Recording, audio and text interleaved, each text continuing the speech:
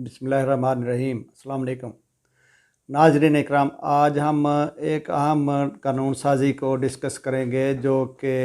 अभी recently last day ये कानून साज़ी की गई है, और वो है lawyers welfare and protection act 2023 के नाम से कानून साज़ी, जो कि 30 मार्च 2023 को सेनेट ऑफ पाकिस्तान से मंजूर होने के बाद अब वो प्रेसिडेंट ऑफ पाकिस्तान को असेंट के लिए भेज दिया गया है यह कानून, ताकि इसको बाकायदा कानून की शक्ल मिल सके। ये एक्ट 17 दफ़ात पर मुश्तमिल है। इन दफ़ात का हम मुख्तसरन जायज़ा लेते हैं कि इस लॉयर्स प्रोटेक्शन के इस lawyers welfare and protection act 2023 में क्या क्या चीज़ें शामिल की गई हैं। इसका सेक्शन 1 जो है वो ये बयान करता है कि ये एक्ट वकला वेलफेयर एंड प्रोटेक्शन एक्ट 2023 के नाम से मौसूम किया जाएगा, और इसको फौरी तौर पे पूरे पाकिस्तान पर नाफिज़ुल अमल तसव्वुर किया जाएगा, यानी ये फौरी तौर पे पूरे मुल्क पर लागू होगा, नाफिज़ुल अमल होगा। इसका सेक्शन 2 है वो डेफिनेशंस पर मुश्तमिल है, जिसमें मुख्तलिफ डेफिनेशंस की गई हैं। जैसा कि सेक्शन 2 की सब क्लास ए में एक्ट ऑफ वायलेंस के मतलब दर्ज किया गया है कि एक्ट ऑफ वायलेंस क्या होता है। इसका मतलब है कि अगर कोई शख्स किसी वकील को उसके फ़राइज़ मनसबी से, यानी किसी अदालत में किसी मुकदमा की पैरवी करने से, किसी अदालत में हाज़िर होने से, या अदालती फ़राइज़ सरअंजाम देने से रोकता है, तो वो एक्ट ऑफ वायलेंस तस्वर होगा। इसकी सब क्लास 1 यानी सेक्शन 2 के सब सेक्शन ए की सब क्लास 1 जो है वो ये डिफ़ाइन करती है कि एक्ट ऑफ वायलेंस में यह चीज़ भी शामिल है कि कोई शख्स किसी कौंसल को, वकील को हरासा करे, उसे परेशान करे, उसे तशद्दुद करे या धमकी दे, जिसमें नीयत शामिल हो कि वो वकील, वो कौंसल, वो एडवोकेट अपने फ़राइज़ मनसबी अच्छे तरीके से अदा ना कर सके, तो वो भी एक्ट ऑफ वायलेंस में दर्जशुदा जुर्म के तहत जुर्म कहलाएगा। इसका सेक्शन 2 का सब क्लास 1 का सब क्लास 2 जो है वो ये है कि अगर कोई शख्स किसी वकील को नुकसान पहुंचाए, ज़ख्मी करे, अगर चाहे वो ज़ख्म सादा नौइयत का हो या ग्रीवियस हर्ट हो यानी शदीद नौइयत का हो, या किसी वकील की ज़िंदगी को ख़तरा हो, जो कि अदालती हाता या अदालती हाता से बाहर भी अगर कोई ऐसा फेल सरजद किया जाए, तो वो भी एक्ट ऑफ वायलेंस कहलाएगा। सेक्शन 2 के सब क्लास ए की सब क्लास 3 जो है वो ये बयान करती है कि किसी शख्स या अदारे की जानिब से किसी वकील को उसके क्लाइंट से गुफ्तगू या कोई सीक्रेट नवैयत की मालूमात हासिल करने के लिए दबाव डालना, यानी उस वकील से उसके क्लाइंट से मतलब कोई सीक्रेट इंफॉर्मेशन हासिल करने के लिए उस वकील को परेशान करना, हरासा करना या उस पर दबाव डालना, कोई धमकी देना, ये भी एक्ट ऑफ वायलेंस का हिस्सा होगा। इसी की सब क्लास 4 जो है वो बयान करती है किसी शख्स की जानिब से किसी वकील को किसी मुकदमा में पेश होने या अपना वकालतनामा वापस लेने या किसी क्लाइंट की तरफ से पेश ना होने के लिए दबाव डालना, किसी अदालत के रूबरू या किसी दीगर अथॉरिटी या ट्रिब्यूनल के रूबरू पेश होने से रोकना या ज़बरदस्ती पेश कराना, ये भी एक्ट ऑफ वायलेंस कहलाएगा, और इसकी भी वही सज़ा होगी। इसके सेक्शन 2 के सब क्लास 5 में ये दर्ज है किसी वकील के कागजात, दस्तावेज़ात या प्रॉपर्टी को नुकसान पहुंचाना जो कि मुताबिक कानून वकील रखने का मजाज है, उनको नुकसान पहुंचाना एक्ट ऑफ वायलेंस के ज़ुमरे में आएगा। और सेक्शन 2A की सब क्लास 6 वो ये बयान करती है किसी वकील के साथ दौरान समाअत मुकदमा तौहीन आमेज़ कलमात अदा करना। यानी अगर कोई केस हेयरिंग के लिए फ़िक्स है या उसकी अदालत में हेयरिंग हो रही है और किसी सिविलियन की तरफ से उस वकील को कोई ऐसे नाजेबा कलमात कह दिए जाएँ तो ये कलमात भी, ऐसे नाजेबा अल्फाज भी एक्ट ऑफ वायलेंस का हिस्सा तस्वर होंगे। इसके बाद सेक्शन 2 की सब क्लास बी है जिसमें एडवोकेट की तारीफ़ बयान की गई है, जो कि उसकी वही तारीफ़ है जो कि बार काउंसिल्स एक्ट में एडवोकेट की तारीफ़ मज़कूर की गई है। यानी अब सेक्शन 2 की सब क्लासेस सी, डी, ई, एफ, जी और एच जो है वो यानी मुख्तलिफ़ किस्म की डेफिनेशंस पर मुश्तमिल है।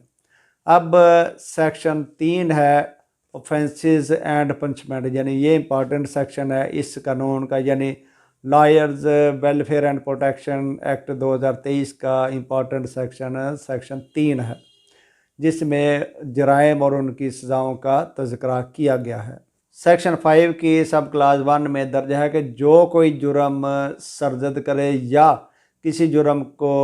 करने में कोई मदद फराहम करे, आनत करे, जो कि जुर्म किसी भी वकील के ख़िलाफ़ सरजद हुआ हो या करने का इरादा हो, तो उस शख्स को 3 साल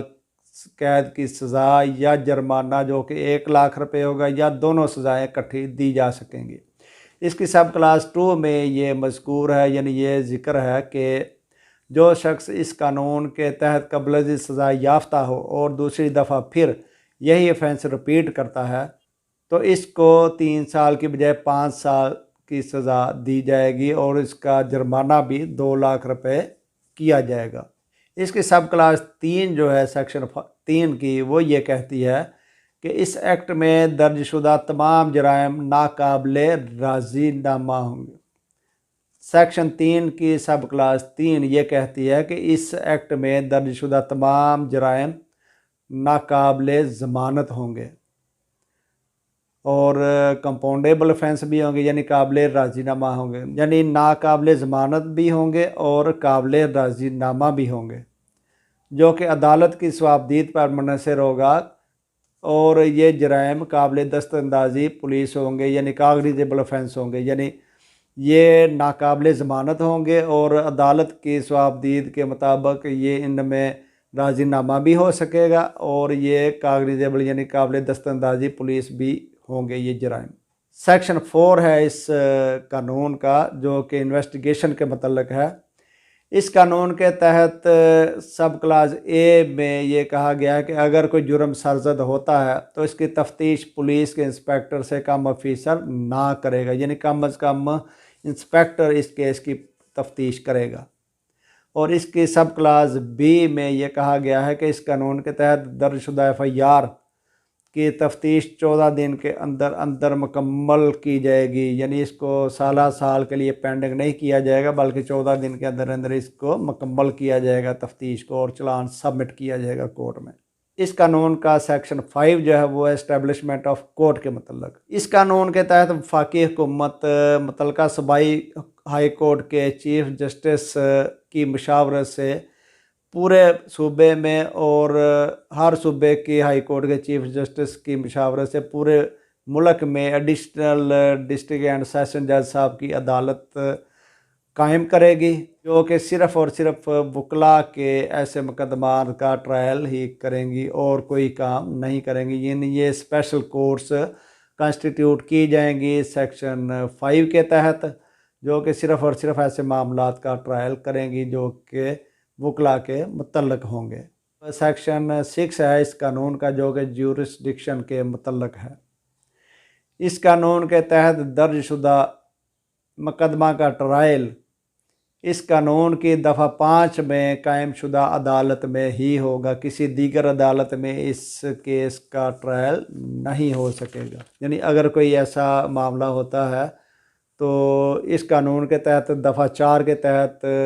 कोर्ट जो है वो कंस्टिट्यूट की जाएगी पूरे मुल्क में। यानी इस कानून के तहत अगर कोई ऑफेंस कमिट होगा तो सेक्शन 5 के तहत जो इस्टेब्लिशमेंट ऑफ कोर्ट की जाएगी, यानी अदालत कायम की जाएगी और सेक्शन 6 के तहत उसी अदालत में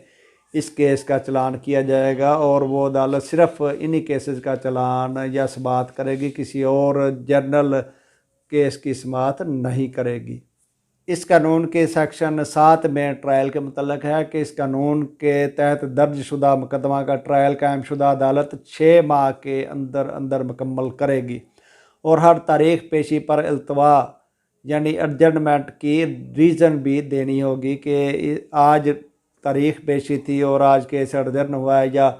उसमें तारीख पेशी डाली गई है, तो उसकी रीज़न देनी होगी कि क्या वजह बनी है जिस वजह से ये तारीख पेशी दी जा रही है।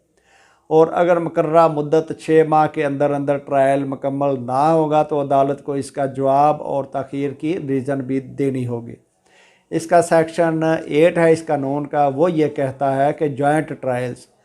यानी अगर एक से ज़ायद जराइम सरजद हुए हों तो अदालत तमाम का ट्रायल इकट्ठा करेगी। यानी अगर मुजरम किसी दूसरे कानून के तहत किसी दूसरी FIR में भी मुलज़म है और इस कानून के तहत इस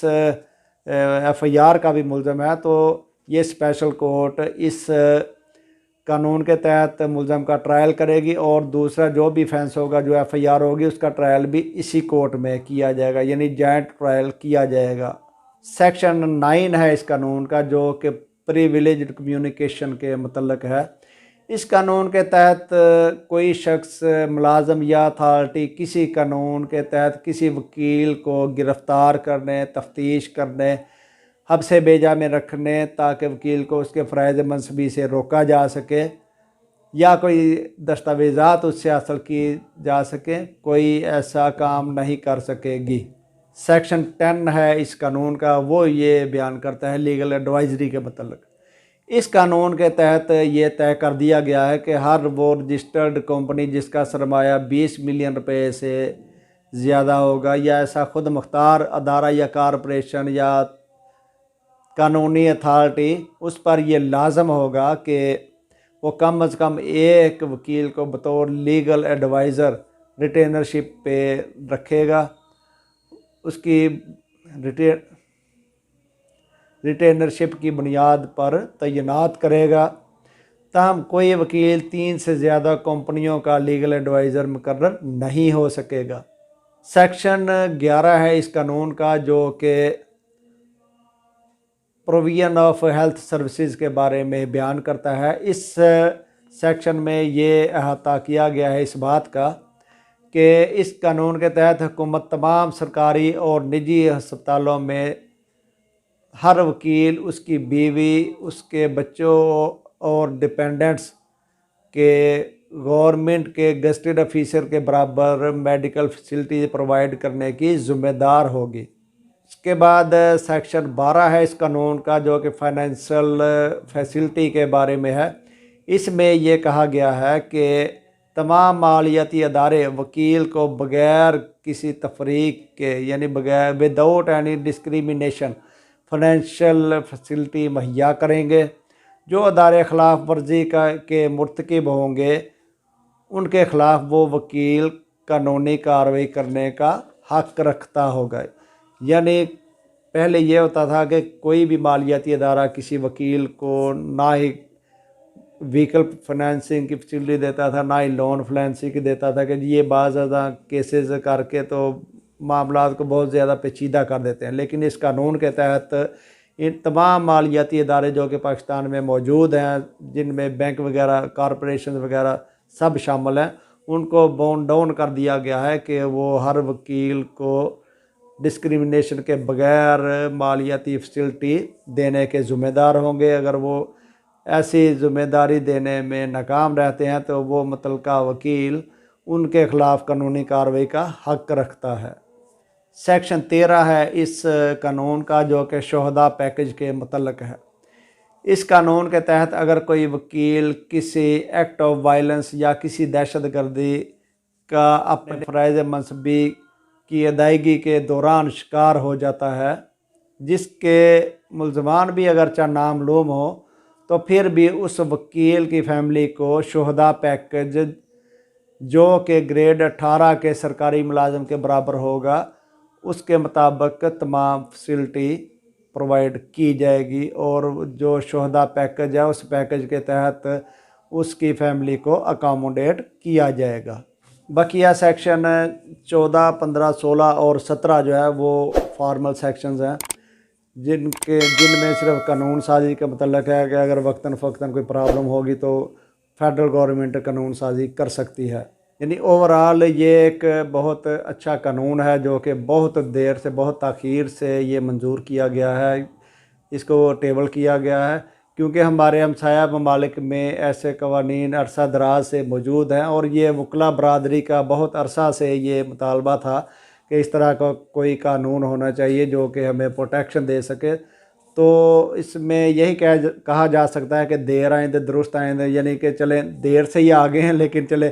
ख्याल तो आ गया कि इस कम्यूनिटी के तहफ़्फ़ुज़ के बारे में भी कोई कानून मौजूद होना चाहिए। तो ये एक बहुत ही अहम और अहमियत का हामिल कानून है जो कि फेडरल गवर्नमेंट ने 30 मार्च 2023 को मंजूर किया है।